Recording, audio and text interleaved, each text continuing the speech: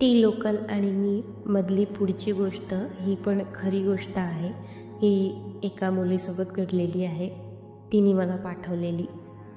ती मी तुम्हाला नाट्य रूपांतर करून सांगणार आहे. अनोळखी आशीर्वादाचा प्रवास.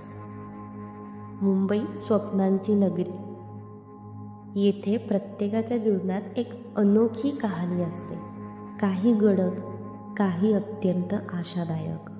बोरीवली स्टेशनवर घडलेली ती एक साधीशी घटना माझ्या आयुष्याला एक वेगळा अर्थ देऊन गेली. मी एक साधी, प्रेमळ स्वभावाची मुलगी राधिका.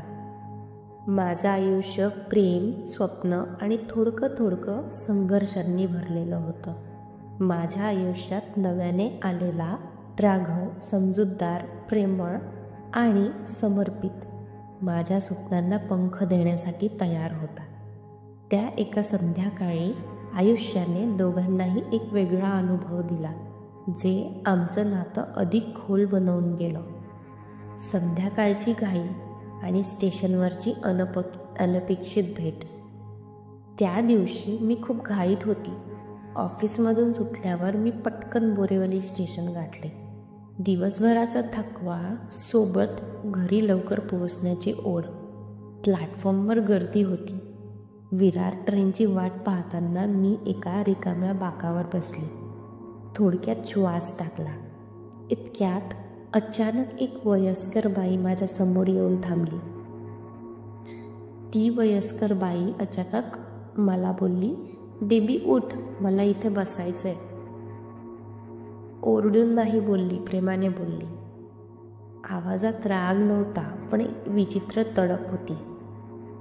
मी एक क्षणभर तिच्याकडे पाहिलं.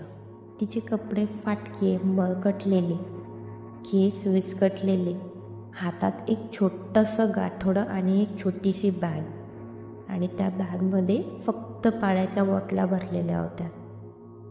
मला आधी क्षणभर वाईट वाटलं की मला का उठवलं हिने, पण लगेच काहीतरी वेगळं जाणवलं. ती बाई वेडी नव्हती. काहीतरी तिच्या आयुष्यात तुटलं होतं. मी गप्प बसली. तिने उठायला सांगितलं. मी उठली आणि दुसऱ्या बाकावर जाऊन बसली. ओरडल्यावरही तिचा राग आला नाही.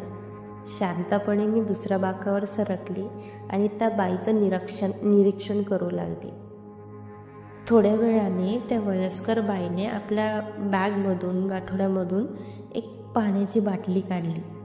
तिने ती संपूर्ण